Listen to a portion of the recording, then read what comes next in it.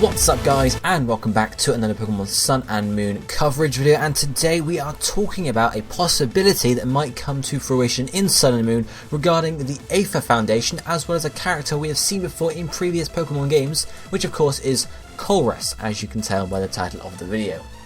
So basically, this possibility is that Korres could end up being secretly a part of Aether Foundation, either sort of joining them after he left Team Plasma, or working with them beforehand, or maybe he actually was secretly working for them all along and just pursuing other interests in the Aether region. But why would he be a member? Why would he be related to them? What proof of this do we have? Or not necessarily proof, but possibilities, possible links. Well, let's take a look at that and work through it slowly.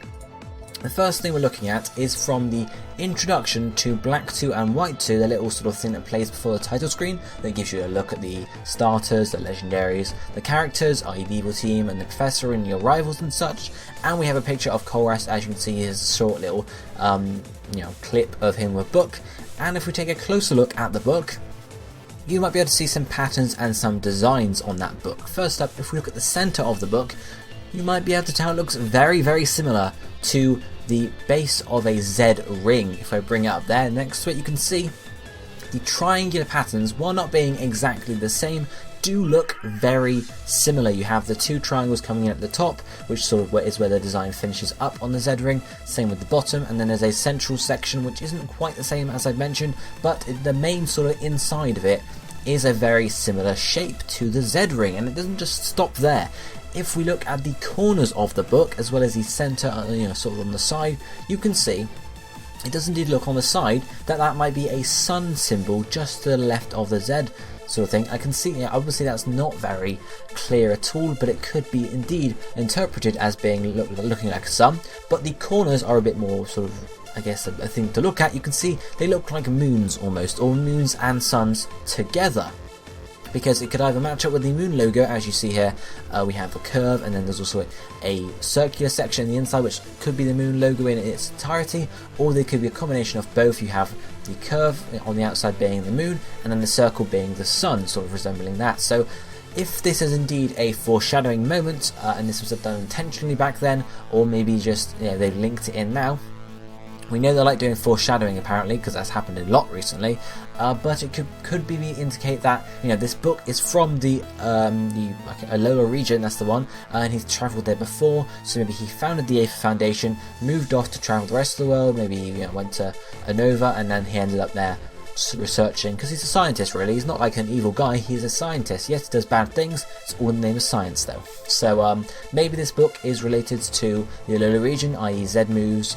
We have Sun and Moon, because obviously there seems to be very big ties in the Alola region, so that's one possibility there.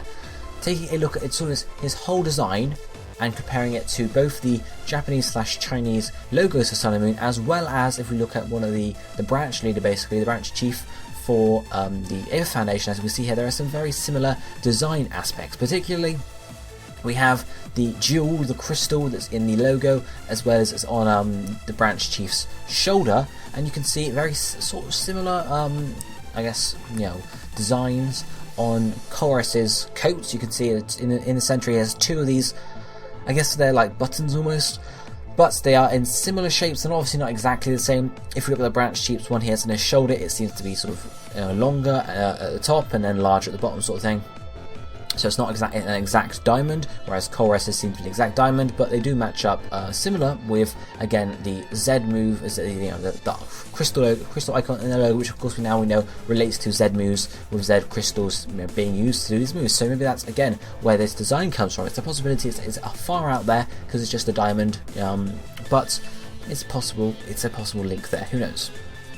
But let's actually think about Korres a bit more. Why would he be part of the Aether Foundation? Why, yes, okay, maybe he shares some design traits, but is there any reason he would be, linked with them? Any reason he would work for them? He's not just going to work for any random. He's not going to work for Team Rocket, because Team Rocket just want to steal. They don't want to research Pokemon and make them powerful, whatever.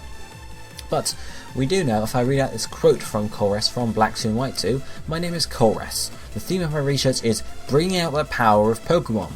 bringing out the power of Pokemon.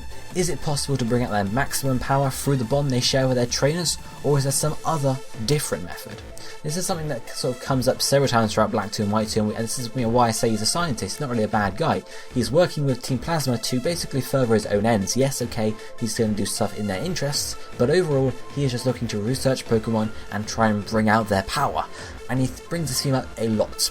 How does this link in? Well, the Aether Foundation indeed have told us that they are interested in looking after Pokemon and making them safe, but why would the Aether Paradise be that? Why does it have to be a floating island? Why to keep Pokemon safe do you have to have a huge laboratory-like island when they could actually be researching Pokemon and maybe doing something with them?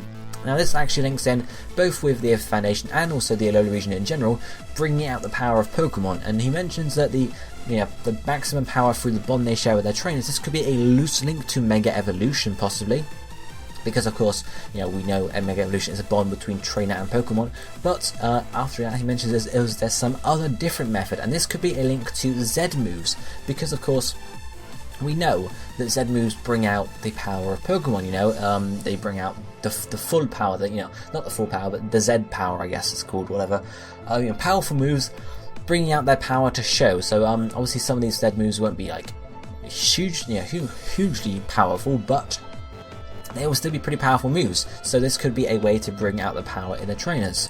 But as well as this could also be another link to the Aether Foundation, because if there's a possibility that the Aether Foundation are sort of associated or related to the Ultra Beasts, maybe they created them, maybe they are studying them for their own ends, maybe they're looking to capture them and then use them to their own ends again. That game would link him with Colress, bringing out the power of Pokemon. Maybe assuming Ultra Beasts are some sort of fusion between Pokemon or some sort of Pokemon soul or something like that. Basically, that they came from Pokemon. Korres and the Aether Foundation might have done experiments that caused these beasts to be released into the world. That is one possibility there. So basically he does fit in quite well with both the Aether Foundation and the Alola region in general. It's all about bringing out the power in Pokemon, and the Aether Foundation, which seems to be like both as looking after Pokemon, seems to be a research sort of, I would say, facility, a research organization as well. They want to research into Pokemon, so Korres could be there doing some shady research in that sort of sense there. But how does it fit with the timeline? Because of course, if Korres couldn't feasibly be in the Alola region, or be actually present in games, then why are we talking about this? Well, obviously the game that Korres appeared in was Black 2 and White 2. Now we know these games happened at pretty much the same time as Pokemon X and Y. So obviously he wasn't present in X and Y at all, because he was in the Alola region. And although we were in different universes with the Mega Universe and the normal universe, because of course Black 2 and White 2 took place in the normal universe where there weren't any Megas, and Pokemon X and Y took place in the Mega Universe, as well as Sun and Moon very well might do, we can still assume that Black 2 and White 2 events happened similarly in that Mega Universe. We haven't seen it in terms of games, but just imagine Pokemon Black 2 and White 2 happening but having Megas in the story. Maybe not sort of linked into the story itself, has like a main plot point, but there, every now and again trainers use Megas, for example. So Megas are present in that universe, in the Mega Universe, and the games, the events, similar events basically happen. So we can assume Korres still was in a Nova, he was still a Team Plasma, and they still lost and stuff like that. Because in the far future, if we do indeed get a Black 2 and White 2 sequel in the end, then we will have similar events happen there. Maybe tweaked slightly, but similar nonetheless. So for this, for the purpose of this, we're going to assume it's very similar. Now, we know that Pokemon Sun and Moon, thanks to one of the latest trailers, actually very likely happen after X and Y at least, which also means after Black 2 and White 2. We don't know how long after, but we do know after, because we have Cena and Dexio, two characters from Pokemon X and Y who were the Professor's assistants, as obviously they sort of took you through the first few stages of your journey. In the Kalos region, they appear in the Alola region, and they are looking for Zygarde, or researching Zygarde. Now, of course, Zygarde wasn't mentioned at all in Pokemon X and Y by the characters. Of course, it was catchable, but wasn't mentioned at all. So it would make sense for them to go and research Zygarde after this. It would not make sense for them to be researching Zygarde in Alola and then come back to the Kalos region and not mention it at all, or for Sycamore not to mention it. We can assume they've been sent to the Alola region to do some research on Zygarde by Professor Sycamore or someone similar. Not to mention the fact they look a lot more grown up now, mainly because of course the models are slightly different, but we can assume they are in the Alola region after X and Y. How long enough we don't know, but it could be a year, could be 2 years, who knows exactly. So we know Sun and Moon are happening after Pokemon X and Y, as well as Pokemon Black 2 and White 2, which means Korres could indeed be travelling into the Aether region to work with the Aether Foundation. Now, does it actually fit in terms of, where is he? Yes, okay, the games come after it, but what happened at the end of Black 2 and White 2? Was Korres in prison or what? Well, at the end of Black 2 and White 2, after Team Plasma is defeated, he stays on the Plasma Frigate with the rest of the Team Plasma members, and he says something along the lines of, I've given up Team Plasma, something like that. I'm going to continue my research. He doesn't like change he's like, I'm so ashamed of myself for hurting Pokemon. He just, forgets about Team Plasma, and that's where he stays. There's no task to go and arrest him with Looker. He just stays on the Plasma Frigate, and he can actually battle him every day. So he doesn't, it's not like the leaders of each evil team which just end up getting caught at most of the end of the games. He is just there.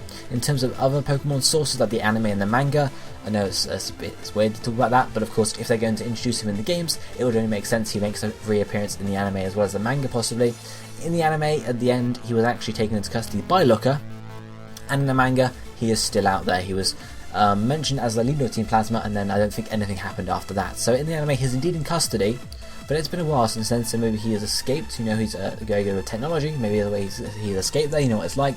But one other thing that's worth mentioning is that there was actually a mention of him in X and Y, thanks to one of the backpackers near GSN's town talking about the stones. The backpacker says, a few years back this really strange dude named Korres told me that these big stones emit some form of energy, he goes on to say. So it's obvious that Korres was in the Kalos region at some point before X and Y, which means also before Black 2 and White 2. So before Black 2 and White 2 happened, before he was part of Team Plasma, he was travelling, it would seem. Obviously he travelled to the Kalos region. It's possible he also went to the Alola region and travelled there, hence where he got his book from, and then he ended up in the Unova region and joined Team Plasma. So that's one possibility there. The other thing to mention is that when he is taken into custody at the end of the anime, it seems like he sort of changed his tune, but he does mention that his next project will be a device that allows Pokemon and people to communicate. May I show you to the Rotom Dex, a Pokemon that obviously inhabiting a Pokedex, which can communicate with you, as we saw in trailers for X and Y, or in X and Y Sun and Moon. You can communicate with your Rotom Pokedex, and he tells you things and helps you along with the story. So it is a device that helps that. Doesn't mention it in the games, but it is mentioned in the anime, so there's another link there. And there's also the fact that in the games, in his final battles, he actually does have a Rotom on his team, so that might be a possible link there. So, is this a possibility? Is Korres possibly part of the Aether Foundation? Will he turn up in Pokemon Sun and Moon as like the hidden, okay, yes, we have Lucamine as the president, but maybe he's like the secret benefactor or the secret head of research or something on the science. Is he related to the Aether Foundation in some sort? Is he related to Zedmuse and the Alola region? It's a possibility, of course. In my opinion, I'm not too sure that will happen, but it is a very strong possibility in my opinion too. I don't think it's going to happen, but it could. Let me know what you think about this idea, this possibility, this theory, down below in the comment section. Would you like to see Korres reappear in Pokemon Sun and Moon and be evil, not evil, maybe like evil, half evil scientist for the Aether Foundation? Let me know what you think down below. But for now, this is going to be it for me for today. I'll be seeing you next time. Thank you for watching. Goodbye, my friends.